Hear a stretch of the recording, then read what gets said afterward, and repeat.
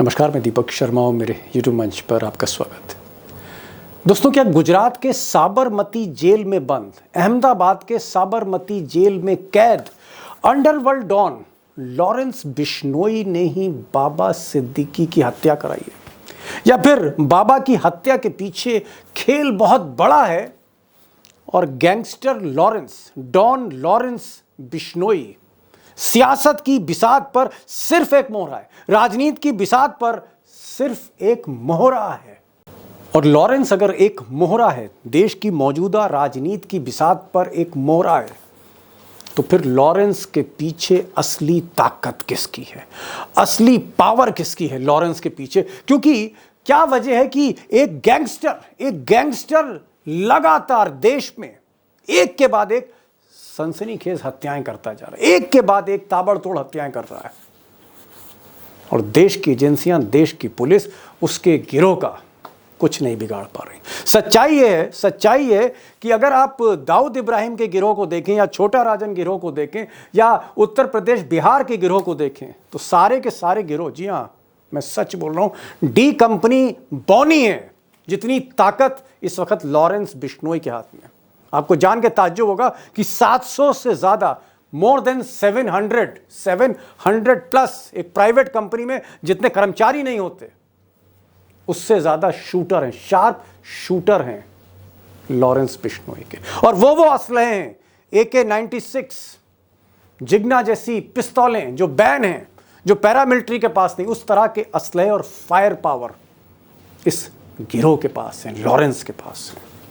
और सबसे बड़ी बात कि इस गिरोह के ऑपरेटर्स, कोई कनाडा में, कोई अमेरिका में, कोई यूरोप में, कोई जर्मनी में, इंटरनेशनल कनेक्शन है। सवाल इस बात का है कि फिर भी इस गैंग का कोई कुछ बिगाड़ क्यों नहीं पा रहा? कौन सी ताकत है इसके पीछे?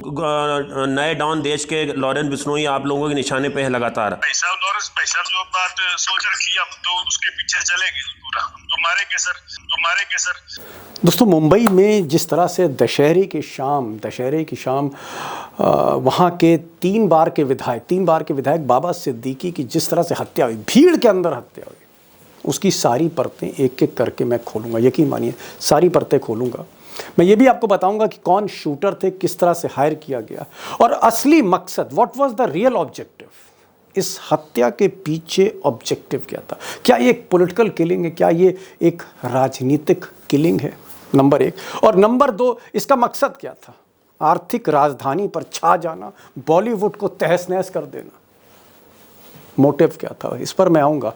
और सबसे बड़ी बात, एक पुलिस अधिकारी से मैं आज ये पूछने जा रहा हूं कि अगर जिस ईमेल की धमकी मिली थी, जिस ईमेल पर धमकी दी गई थी बाबा सिद्दीकी को, अगर उस पर टाइमली इंप्लीमेंटेशन हो जाता, जो लॉरेंस की धमकी थी, जो ईमेल पर धमकी आई थी बाबा सिद्दीकी को, अगर उस पर समय पर सुरक्षा मिल जाती, एक सिपाही ना होता, 3-4 सिपाही होते बंदूकधारी, तो क्या बाबा सिद्दीकी आज जिंदा होते? क्या बाबा सिद्दीकी की हत्या नहीं की जाती? Big question. लेकिन इससे पहले मैं कुछ बुनियादी सवाल आपके सामने रखना चाहता हूं, और मैं आपको साल भर पीछे ले जाना चाहता हूं, बल्कि यूं कहें 1.5 साल पीछे ले जाना चाहता हूं। अप्रैल 2023, तारीख नोट करिए, अप्रैल 2023, महीना था अप्रैल, साल था 2023, बीती साल की बात है। और इस साल सबसे बड़ा घटनाक्रम एक होता है लॉरेंस के गैंग को लेकर। लॉरेंस तिहाड़ में बंद होता है, और तिहाड़ को जैसा आप जानते हैं हिंदुस्तान का सबसे महफूज, सबसे सुरक्षा वाला जेल है, प्रिजन है। उस प्रिजन से निकालकर सोचिए किस स्टेट की पुलिस ले गई? गुजरात की ATS ले जाती है एक ड्रग केस में। वो दिल्ली आती है और दिल्ली से लॉरेंस बिश्नोई को, जी हाँ, इस देश के सबसे बड़े डॉन, सबसे ज़्यादा फायर पावर, पॉलिटिकल किलिंग्स एक से बढ़कर एक, उसको अहमदाबाद के साबरमती जेल में रखा जाता है। नोट करिए, अप्रैल 2023।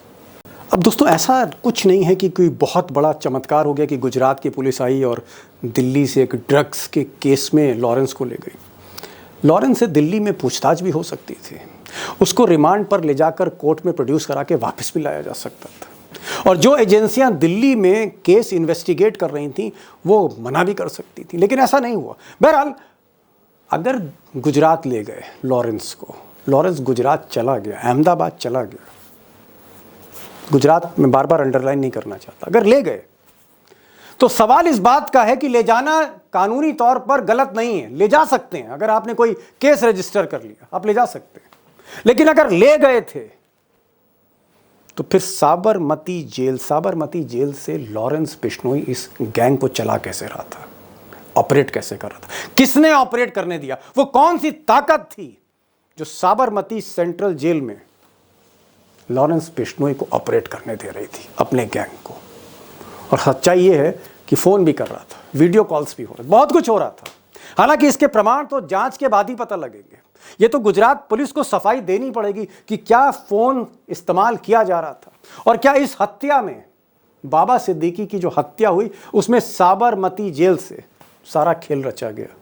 दुबई वगैरह में आज हो गई है ना, पाकिस्तान में कल होनी।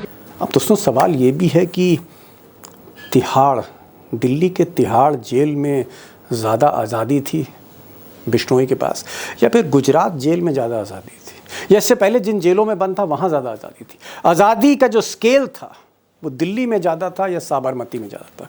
क्राइम कहाँ से मॉनिटर किया जा रहा था, कहाँ से अपना गैंग चला रहा था आसानी से, तिहाड़ से या साबरमती से, ये जांच का विषय आप पर छोड़ता हूँ इसको समझने के लिए। लेकिन आज दो खास मेहमान हैं, दोनों ही मेहमान मुझे लगता है कि आज एक्सपर्ट हैं, रियल एक्सपर्ट हैं। आज हमारे साथ अविनाश धर्माधिकारी होंगे, मुंबई के टॉप कॉप, एक समय में बाला साहब ठाकरे की सिक्योरिटी संभालते थे मुंबई पुलिस की तरफ से। उसके बाद बॉलीवुड में जब हमले होने लगे दाऊद इब्राहिम और छोटा राजन के, तो कई बार उन्होंने कई बड़े बड़े एक्टर और एक्ट्रेस की जान बचाई। माधुरी दीक्षित उनमें से एक हैं, कई फिल्म डायरेक्टर्स की जान बचाई।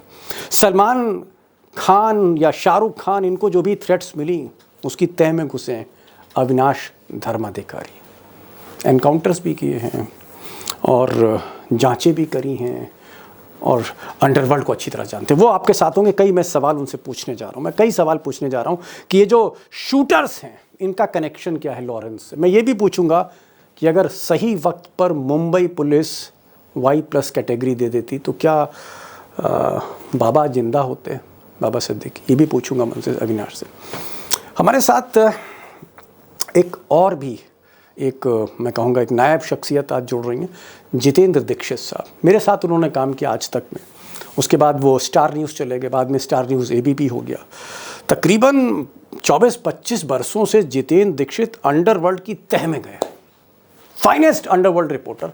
वो आपके साथ होंगे और उनसे जो मैं सवाल पूछूंगा, बहुत कुछ पूछूंगा आज, कि ये ईमेल का जो थ्रेट था किसने दिया था, और पुलिस ने सिक्योरिटी क्यों नहीं दी।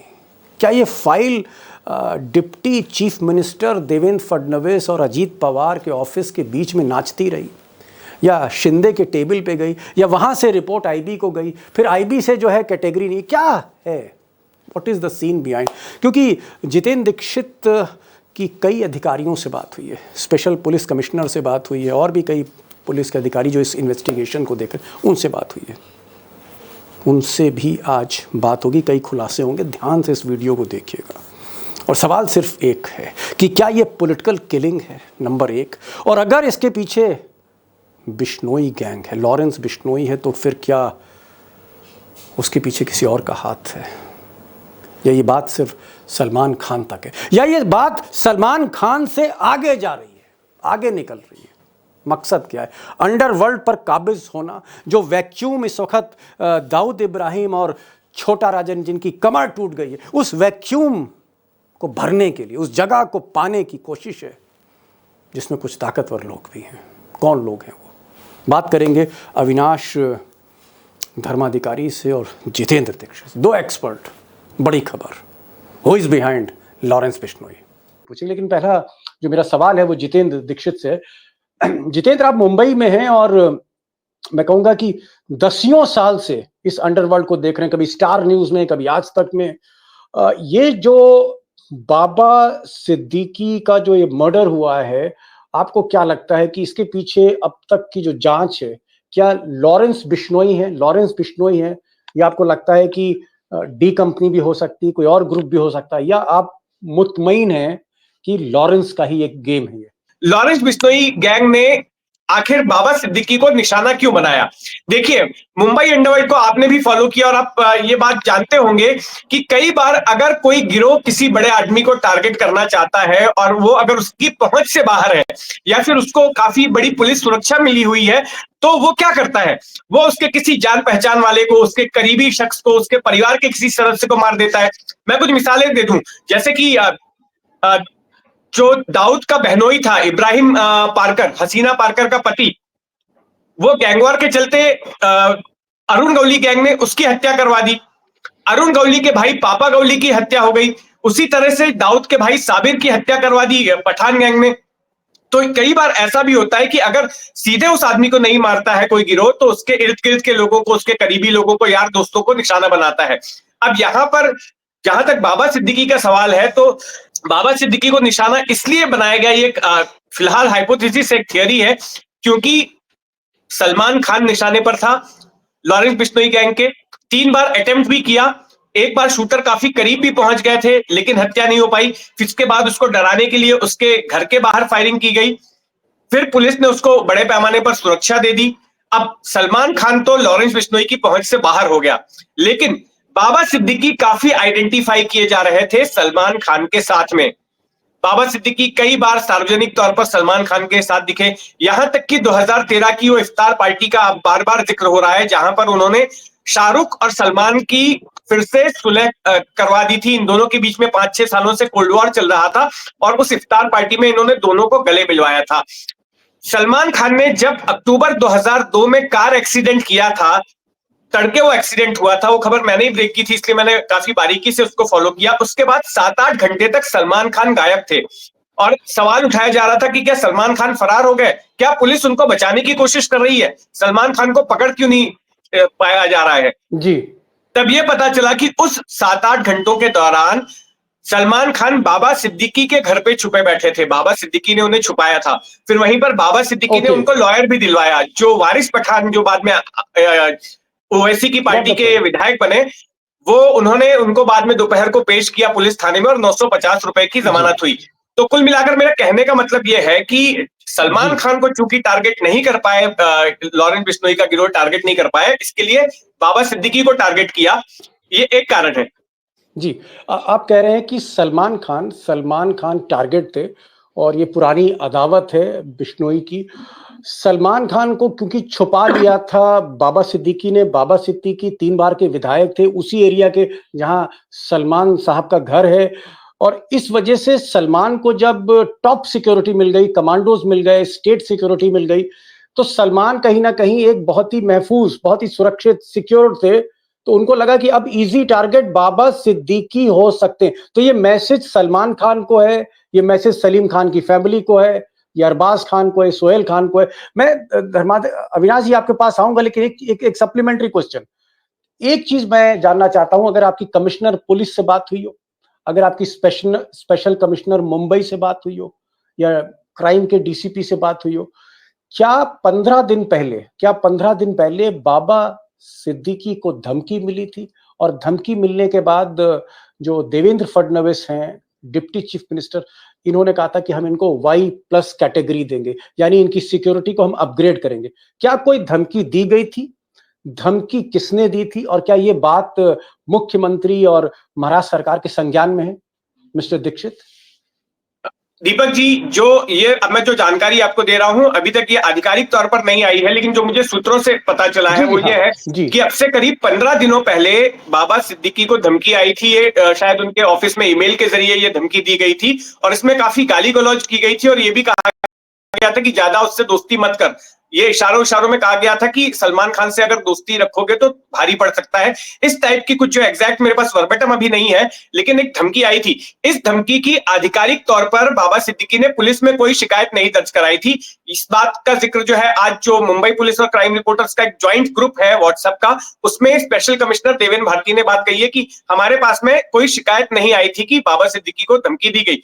लेकिन जो जानकारी है वो ये है कि बाबा सिद्दीकी ने इस बात की जानकारी अजीत पवार को दे दी, अपने पार्टी के मुखिया को दी, अजीत पवार ने इसका जिक्र देवेंद्र फडणवीस से किया, फिर देवेंद्र फडणवीस ने निर्देश दिए कि बाबा सिद्दीकी को वाई कैटेगरी की सिक्योरिटी दी जाए और उसकी कागजी कार्रवाई भी शुरू हो गई थी। लेकिन ये जो प्रक्रिया है वो कहीं डीजी ऑफिस से अभी पूरी होनी बाकी थी और उसकी पूरी होने के बाद एमएचए के पास जाती और फिर उसके बाद इनको ये पूरी सिक्योरिटी दी जाती, लेकिन इसी दौरान ये कांड हो गया।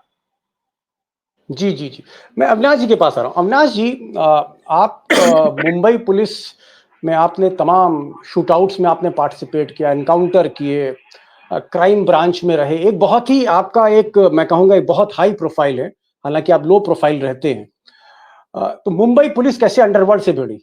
दाऊद इब्राहिम से आप टकराए, छोटा राजन से टकराए, तमाम लोगों से आप टकराए।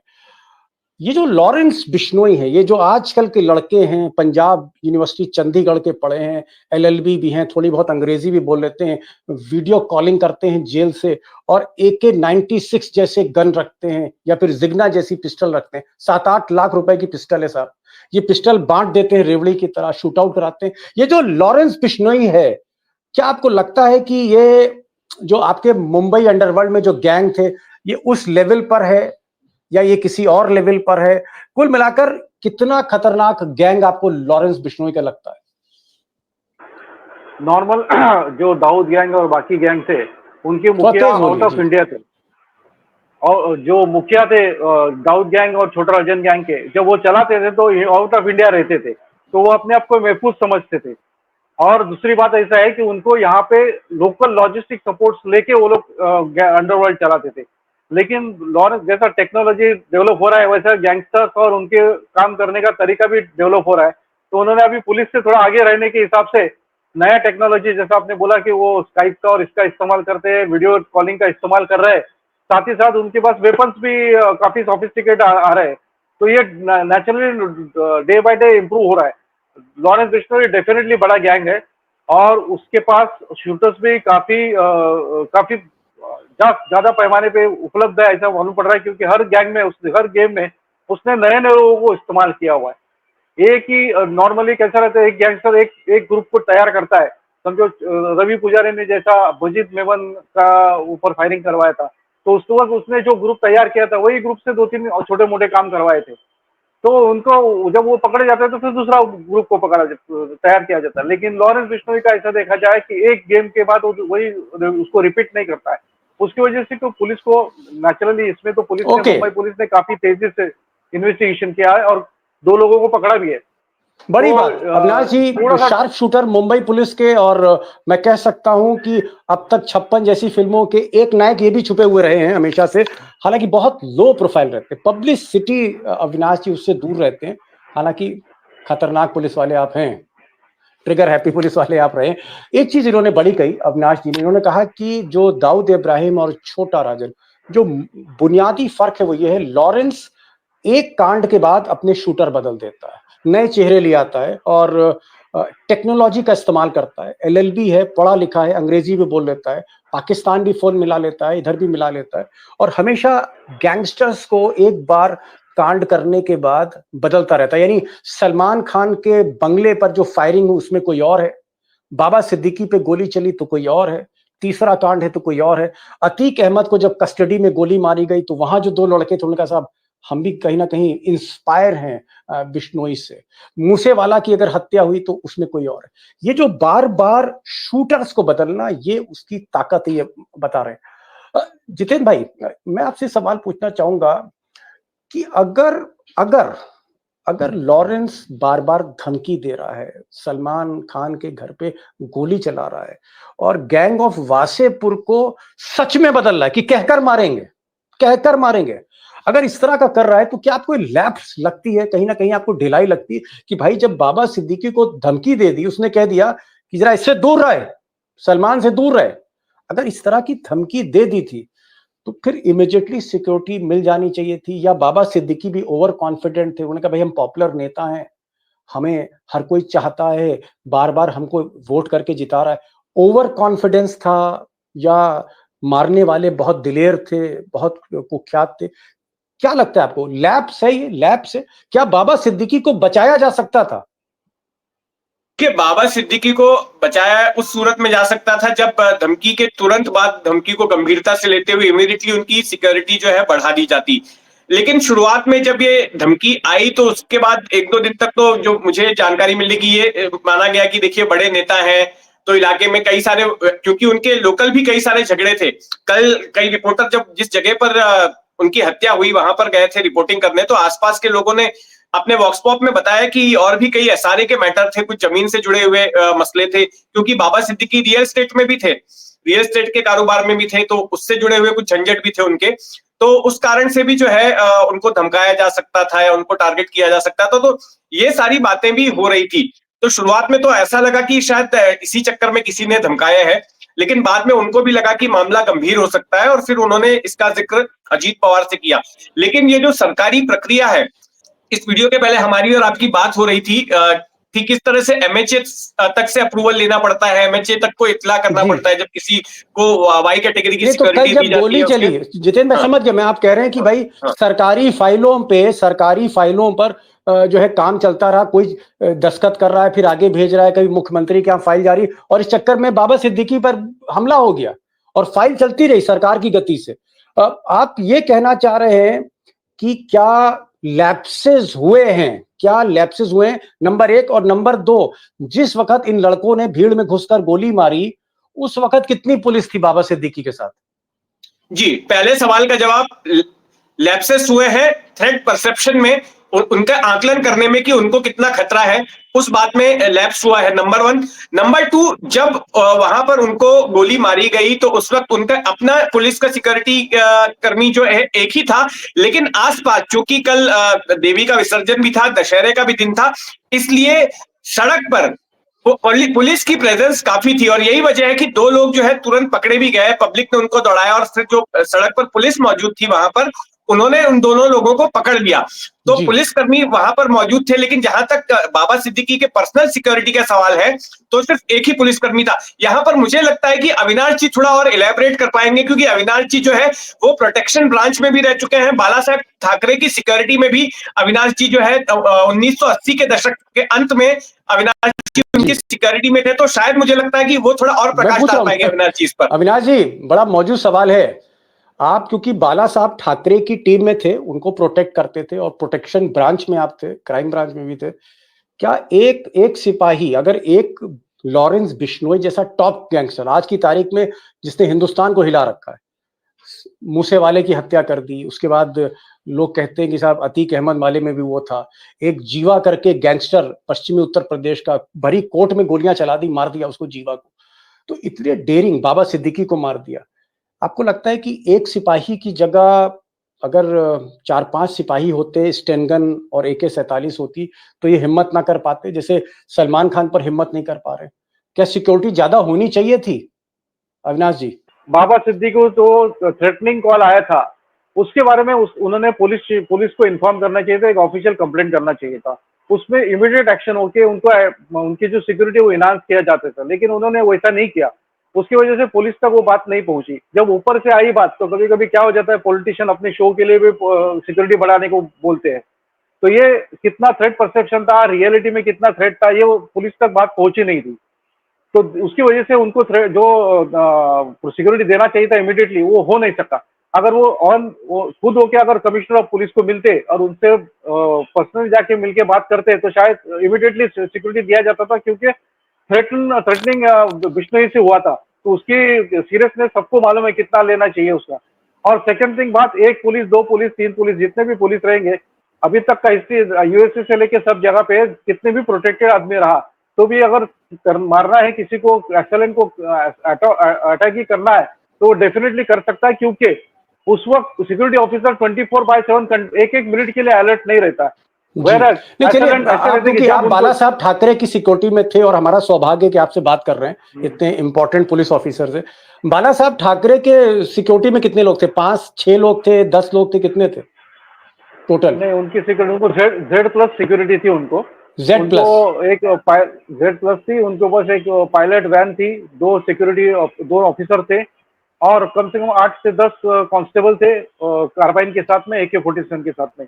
साथ ही साथ उनके रेसिडेंस पे भी एक ACP लेवल का ऑफिसर, कैंप ऑफिसर करके था, और 50 से 60 कांस्टेबल्स आसपास में 24/7 रहते थे। उनको थ्रेट परसेप्शन भी वैसा था। नहीं तो क्योंकि उनको बाला साहब ठाकरे के साथ कम से कम 50 पुलिस वाले थे, ज्यादा थे? हाँ, टोटल सिक्योरिटी में ज्यादा थे, उससे भी ज्यादा थे। अच्छा, जेड के बाद, उससे भी ज्यादा। जेड प्लस के बाद जेड होती है और उसके बाद शायद एक्स है, फिर वाई है। वाई कैटेगरी में कितने पुलिस वाले होते हैं अंदाजा? वाई कैटेगरी में 24/7 2 कांस्टेबल्स रहते हैं उसमें, और वाई प्लस में वाई में 1 कांस्टेबल रहता है, वाई प्लस में 2 कांस्टेबल्स रहते हैं साथ में। एक उसमें से एक रहता है वो विथ वेपन रहता है, तो उसकी वजह से, वेपन रहने की वजह से जो अटैकर रहता है वो थोड़ा सा डर जाता है अगर अटैक करने का भाई रहा तो भी। लेकिन इसका एक अच्छा। उदाहरण मैं आपको दे सकता हूँ। बांद्रा में मेरे ख्याल से बीजेपी के एक एमएलए थे, उनका जब मर्डर हो गया था, एक रामदास नायक का रामदास नाइक जी का जो मर्डर हो गया था, तो उनके पास एक कार्बाइन वाला ये था, कांस्टेबल था, उसको उन्होंने पहले ही दबोच लिया था एसएलएन, क्योंकि एसएलएन भी ज्यादा थे और जाते जाते उसको भी मार के चले गए थे। तो ये सिक्योरिटी परसेप्शन ऐसा रहता है कि अपने अच्छा। को 24 आवर्स एक और सवाल फिर मैं जितेंद्र के पास आ रहा हूं। मैं थोड़ा बॉलीवुड पे भी पूछना चाह रहा हूं कि क्या लॉरेंस अगर सलमान खान को टारगेट कर रहे हैं, सलमान खान को छुपना पड़ रहा है बाबा सिद्दीकी के यहाँ, सिक्योरिटी में चलना, अगर आपने कहीं ना कहीं एक इतने बड़े स्टार को नजरबंद कर दिया तो क्या आप बॉलीवुड पर आप काबिज होने जा रहे? बॉलीवुड तो हिला दिया। ये मैं पूछूंगा जितेंद्र दीक्षित से, लेकिन एक सवाल मैं अविनाश जी से पहले कर लूं। अविनाश जी, ये जो शूटर हैं, इन शूटर को बढ़िया पिस्टल दी, महंगी पिस्तौल दी गई। इनकी हैसियत नहीं थी कि 6-7 लाख रुपए की पिस्तौल अपने साथ रख लें, और ये भीड़ के अंदर घुसे, भीड़ के अंदर घुसकर गोली चलाना, यानी 99% पकड़े जाने का डर है। तो ये माइंडसेट क्या है साहब? ये फिदाइन जैसा माइंडसेट है? किस तरह का ब्रेन वॉशिंग है कि भीड़ के अंदर घुस के गोली मार रहा है साहब? इतना दिलेर तो हमने भी नहीं देखा। दाऊद के आदमी भी छुपते छुपाते आते थे। इसको आप कैसे ले रहे हैं कि भीड़ है और भीड़ के अंदर जाके गोली मार देना और फिर पकड़े गए जैसा कि होना था? ये मोटिवेशन क्या है? देखिए, ये टेररिस्ट टाइप का मोटिवेशन है? ये मैं आपको पहले बताता हूँ बॉलीवुड की तरफ। बॉलीवुड के ऊपर अभी से नहीं, बहुत पहले से अटैक हो रहा था। जैसे माधुरी दीक्षित को हमने काफी प्रोटेक्ट किया था, राजकुमार दीक्षित राजकुमार संतोषी जी को अटैक बचाया। अच्छा, माधुरी दीक्षित को आपने प्रोटेक्ट किया? वो दोनों ऑपरेशन में मैं था, तो उसकी वजह से मुझे थोड़ा बहुत नॉलेज था उसका। तो उन्होंने दीपक भाई, अविनाश जी से ये माधुरी दीक्षित वाला किस्सा जरूर सुनिए। इन्होंने माधुरी दीक्षित की जान बचाई थी। अनीस इब्राहिम ने माधुरी दीक्षित को बुलाया था, माधुरी दीक्षित ने जाने से मना कर दिया था। उसके बाद माधुरी दीक्षित को मारने के लिए शूटर भेजे गए थे। अविनाश धर्माधिकारी जी ने उनकी जान बचाई थी और माधुरी दीक्षित अविनाश धर्माधिकारी के कॉलेज से पढ़ी है। ये किस्सा इनसे जरूर सुनिए आज। अच्छा, ओहो, कॉलेज की पढ़ी हुई है अविनाश जी की माधुरी दीक्षित? क्लासमेट थे मेरे वो। ओके। आजकल बातचीत होती है? नहीं बातचीत नहीं। अब नहीं तो होती। मेरा वो तो मेरा कहना ऐसा है कि हमने जब अभी जैसे राजकुमार संतोषी, उनको तो अभी तक मालूम नहीं कि उनकी जान किसने बचाई करके। हम काफी लोगों की जान बचाते हैं। अभी ये जो शूटर्स की आपकी बात कर रहे हैं, तो मैं आपको बताता हूँ, जो न्यूज में चल रहा है, ये इसमें से एक शूटर पंजाब के जेल में था, तब जाके उसकी पहचान हुई थी। कम से कम ये 1 साल पहले की बात रहेगी। तो 1 साल से वो ये शूटर्स को नर्चर कर रहा था, उनको घर पे उनके ध्यान दे रहा था, उनके लिए जो भी पैसा लगता है ये रहता है। और सेकंड थिंग उसका है, ये शूटर लोगों में वैसा भी वो मोटिवेशन है, तो वो ब्रेन वॉश तो वो करता ही है, तभी तो इस्तेमाल कर रहा है। सेकंड थिंग, उनको डर इसलिए नहीं लगता कि उनको मारने वाला, जिस व्यक्ति को मारना है, वो व्यक्ति कितना इंपॉर्टेंट है, उसका यहाँ पे क्या वजूद है, वो मालूम नहीं रहता है।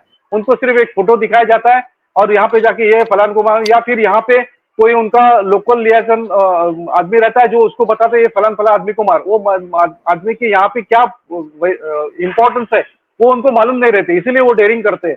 जैसा जेडे के मर्डर में हो गया था। अविनाश जी, अब ये भी बता ही दीजिए, अमूमन कितना पैसा दिया जाता है एक सुपारी किलिंग पे, अगर टारगेट बड़ा हाई है? हमने देखा हुआ है, बाबू सालेम ने 5,000 देके भी मर्डर करवाए। अबू सालेम ने मर्डर करवाए थे 5,000 में। यूपी से शूटर को 5,000 रुपए में तो हवाई जहाज का टिकट नहीं है लखनऊ से मुंबई तक। हमने देखा हुआ है, उस एक दौर है जहाँ पे 5,000 देके अबू सालेम ने मर्डर करवाए। वो शूटर्स को मालूम भी नहीं था, ये पागल लोग रहते हैं, इनको ध्यान भी नहीं था अपना क्या जिंदगी होने वाला है। मर्डर कराया था? बस शौक।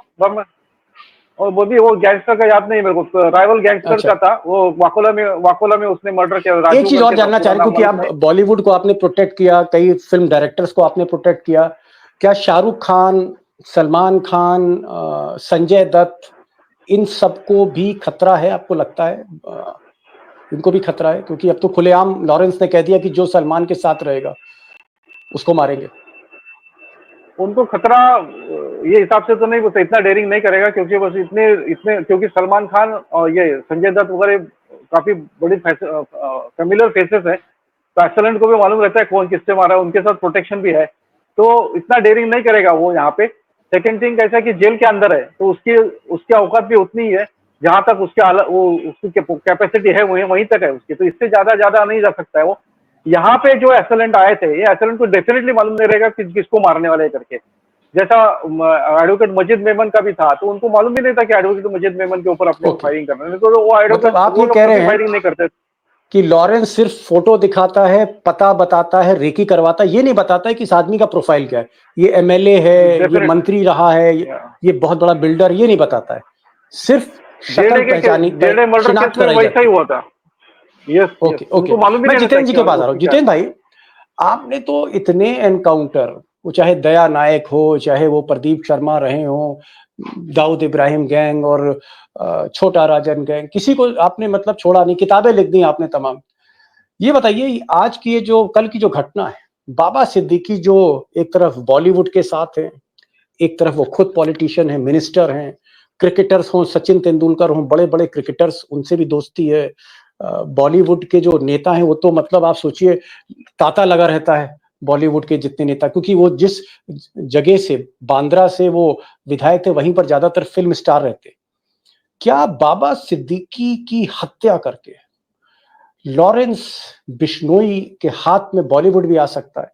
क्योंकि अब तो सब डरेंगे, अगर लॉरेंस का फोन पहुंचा तो बड़े बड़ों की हवा तो टाइट हो जाएगी। आपको क्या लग रहा है कि क्या ये आदमी बॉलीवुड की इंडस्ट्री को बहुत बड़ा डेंट दिया इस आदमी ने, बाबा सिद्दीकी को मार के, और सलमान खान को बार बार चैलेंज कर रहा है? दीपक भाई, आप बिल्कुल सही कह रहे हैं, क्योंकि देखिए अविनाश जी भी मुझसे सहमत होंगे कि अंडरवर्ल्ड गैंग्स की यही मोडस ऑपरेंडी रही है कि एक को मारो और 100 को डराओ। अगर वो एक किसी बड़े शख्स की हत्या कर देते हैं तो बाकी लोग अपने आप डर जाते हैं और फिर उनसे एक्सटॉर्शन करना जो है आसान हो जाता है। आप देखिए कि 90 के दशक में किस तरह से कई बड़ी फिल्मी हस्तियों को निशाना बनाया गया। अजीत दीवानी मनीषा कोइराला के सेक्रेटरी थे, उनको मारा गया, गुलशन कुमार को मारा गया, मुकेश दुग्गल को मारा गया, और दर्जनों फिल्मी हस्तियों को मारा गया था, कईयों को एक्सटॉर्शन के कॉल्स किए गए थे। और होता यह है कि अगर एक की हत्या हो जाती है तो बाकी लोग डरकर अपने आप पैसा दे देते हैं, उनके ऊपर ज्यादा मेहनत नहीं करनी पड़ती है अंडरवर्ल्ड को। और अब यहां पर बाबा सिद्दीकी जैसे शख्स को, जिसको कि कहने के लिए भर ही सही, लेकिन पुलिस की सुरक्षा थी उनके पास में, अगर ऐसे शख्स को जाकर लॉरेंस बिश्नोई के शूटर मार सकते हैं तो जाहिर तौर पर ये फिल्म जगत के लिए एक बड़ा मैसेज भी इसके जरिए गया है कि लॉरेंस बिश्नोई से बचकर रहना जरूरी है, ये खतरनाक शख्स हो सकता है। और अब ये आगे पता नहीं है कि लॉरेंस बिश्नोई इसको किस तरह से भुनाता है। क्या वो बाकी फिल्म स्टारों को एक्सटॉर्ट करने के लिए अब इस कांड के बाद में उनको फोन करता है, उनसे एक्सटॉर्शन की कोशिश करता है? जब आने वाले वक्त में ही पता चल पाएगा कि क्या इसको इस प्रकार से भुनाने की कोशिश करने वाला है लॉरेंस बिश्नोई। जी अविनाश जी, अंतिम सवाल, फिर लास्ट कमेंट एक लूंगा आपसे। लॉरेंस बिश्नोई इस वक्त साबरमती जेल में है। साबरमती जेल गुजरात में आता है और वहां पर वो है, वहां बीजेपी की सरकार है। जहां से आप हैं इस वक्त रूबरू मुझसे हो रहे हैं, मुंबई से, वहां भी बीजेपी की सरकार है, एनडीए की सरकार है। क्या आपको लगता है कि लॉरेंस बिश्नोई ने जिस तरह की हत्या करी, जिससे बॉलीवुड दहल गया, मुंबई जो कमर्शियल कैपिटल है हिंदुस्तान की वो दहल गई, राजनीति दहल गई, आपके यहाँ चुनाव होने वाला है, कहीं ना कहीं बीजेपी पे प्रेशर है, और लॉरेंस बिश्नोई के लिए क्या आपको लगता है कि जल्दी हिसाब किताब होगा? मेरे ख्याल से उसने थोड़ा सा ज्यादा ही डेयरिंग कर लिया इस टाइम, इसका परिणाम उसको जल्दी भुगतना पड़ेगा, ये तो एक्सपेक्टेड है। अभी कितने टाइम में भुगतना पड़ेगा कैसा, ये क्वेश्चन है, टाइम की बात है। और सेकंड थिंग, ये मर्डर का जो टाइमिंग है, वो टाइमिंग देखो, अब इलेक्शन से जस्ट अभी इलेक्शन डिक्लेयर होने वाले हैं, उससे पहला हुआ है, तो इसके रिपरकेशन तो काफी आएंगे। जैसा आपने कहा बॉलीवुड के ऊपर, अभी इसके बाद अगर किसको फोन जाता है, जैसे अभी बाबा सिद्दीकी ने उनके फोन को इतना सीरियसली या उनके ईमेल को इतना सीरियसली नहीं लिया, नहीं तो अगर उन्होंने सीरियसली लिया होता, मतलब उनको अगर ये ऐसा इंसिडेंट किसी और के साथ में हुआ होता तो वो डेफिनेटली वो सीरियसली लेते। अभी इसके बाद जिसको भी ये धमकी देगा तो वो लोग तो डर के मारे इमीडिएटली उसको सीरियसली लेंगे, या तो कॉम्प्रोमाइज करने की कोशिश करेंगे, इमीडिएटली जो उसकी डिमांड है वो मिलने की कोशिश पूरी करने की कोशिश जो करेंगे, बड़े बड़े नहीं तो फिर बड़े बड़े जो अविनाश जी, जो बड़े बड़े स्मगलर हैं, बड़े बड़े जो नंबर 2 का काम करते हैं, बिल्डर हैं मुंबई में, या और तरह के काम करते हैं, ज्वेलर्स वगैरह हैं, ये जो बिल्डर है कितना पैसा इन लोगों से मांगा जाता है? क्या 100 करोड़ का भी एक्सटॉर्शन होता है? 100 करोड़, 50 करोड़? उसको आप जो हिसाब से बोल रहे हैं प्योर एक्सटॉर्शन नहीं हो सकता है। बहुत ये पहले कुछ बिल्डर्स ऐसे हैं जो इनसे कुछ मदद लेते हैं, जैसा कोई प्लॉट वेकेंट करने के लिए, किसी और काम के लिए, और जब इनसे इंटरेक्शन हो जाता है, उनके साथ में पहचान हो जाती है, या फिर कोई फाइनेंशियल, जैसा छोटा राजन ने तो काफी बिल्डर्स के पास फाइनेंशियल इन्वेस्टमेंट भी किया हुआ है, तो इस तरह से ये लोग इन्वेस्टमेंट भी करते हैं। तो ऐसे बिल्डर्स को डेफिनेटली 100 करोड़ से आराम से एक्सटॉर्शन आता होगा, क्योंकि उन्होंने उससे उतना ये फायदा लिया होता है। प्योर एक्सटॉर्शन 100 करोड़ का डिफिकल्ट है। ओ माय गॉड, आप कह रहे हैं कि एक एक बिल्डर 100 करोड़ दे सकता है, पार्टनरशिप कर सकता है, महीना दे सकता है, यानी 10 बिल्डर पकड़ लिए तो 1000 करोड़ का टर्नओवर है महीने का। My god. Jitendra ji, last सब लोग देंगे ऐसा नहीं ना। जी जी, जितेंद्र जी, लास्ट क्वेश्चन है, आपको क्या लगता है कि आपका जो शक है, ये जो 24-25 साल या इतनी आपने मेहनत करी अंडरवर्ल्ड में, अंडरवर्ल्ड की अंधी गलियों में, पुलिस वाले, कभी आप दाऊद इब्राहिम के लोगों से बात कर रहे हैं, कभी इससे बात कर रहे हैं, कभी आप मौके वारदात पे जा रहे हैं, आपका दिल क्या कहता है कि ये जो घटना है बहुत प्री प्लान्ड है, और लॉरेंस अगर है लॉरेंस, क्योंकि हमें नहीं पता, लॉरेंस ने ही क्लेम किया है और शायद मुंबई पुलिस ने आपको बताया भी है कि लॉरेंस है अभी तक, क्या आपको लगता है कि इट्स अ केस जो एक बार फिर से मुंबई में कई वारदातें हो सकती हैं? क्या अंडरवर्ल्ड के दिन वापस आपको आते हुए दिख रहे हैं, ये जो घटना हुई है, और उसका नया डॉन लॉरेंस बिश्नोई है? देखिए, मुझे ऐसा लगता है कि इस वक्त देश में अगर कोई सबसे खतरनाक ऑर्गेनाइज क्राइम गैंग उभर रहा है तो वो है लॉरेंस बिश्नोई का गैंग। क्योंकि मुंबई अंडरवर्ल्ड के जो पुराने गैंग थे, जो 90 के दशक में या इस सदी की शुरुआत तक जो तमाम गैंग एक्टिव थे, वो लगभग सभी के सभी खत्म हो चुके हैं। उसके बाद जो बी कैटेगरी के गैंग थे वो भी खत्म हो चुके हैं। ए कैटेगरी के गैंग में मतलब दाऊद इब्राहिम, छोटा राजन, अरुण गौली, अश्विन नायक, अबू सलेम, ये सारे गैंग जो है बिल्कुल खत्म हो चुके हैं। इनके सरगना देखिए, डी कंपनी मैंने पहले ही आपको बताया कि किस तरह से न्यूट्रलाइज हो चुकी है। छोटा राजन जेल में है, अरुण गौली जेल में है, अश्विन नायक ने अंडरवर्ल्ड से संन्यास ले लिया है, अबू सलेम जेल में है। इसके अलावा जो बी कैटेगरी के गैंगस्टर थे, जैसे रवि पुजारी या बंटी पांडे, ये लोग भी जो है पकड़ लिए गए हैं। तो वो अंडरवर्ल्ड खत्म हो चुका है, लेकिन एक वैक्यूम जो क्रिएट हुआ है, हो सकता है कि लॉरेंस बिश्नोई उसका फायदा उठाने की कोशिश करे। अभी तक 2 बड़ी वारदातें लॉरेंस बिश्नोई गैंग की तरफ से मुंबई में हुई हैं, पर फायरिंग की वारदात और दूसरी बाबा सिद्दीकी की हत्या की वारदात। लेकिन अगर और इस तरह से वारदातें आगे बढ़ती हैं या इसको वो एक्सटॉर्शन के लिए भुनाने की कोशिश करता है, तो जाहिर तौर पर मुंबई पुलिस के लिए ये बहुत बड़ा चैलेंज साबित होने वाला है। और मुझे लगता है कि ये डी कंपनी से बड़ा चैलेंज साबित होगा मुंबई पुलिस के लिए।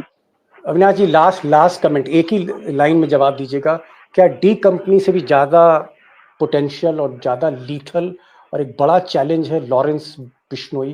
डेफिनेटली, क्योंकि जिस तरह से वेपन है, जिस तरह से उसके पास शूटर्स का संख्या है, वेपन्स है, फायरिंग पावर है उसके पास, और सेकंड थिंग जो नए चेहरे उसके पास है वो काफी लेथल हो सकता है, क्योंकि एस्टेब्लिश चेहरे को हम लोग आइडेंटिफाई करके इमीडिएटली एलिमिनेट कर सकते हैं, लेकिन ये जो नए छोकरे आ रहे हैं उनको बड़ी बात आपने कही, उनके खिलाफ एक्शन।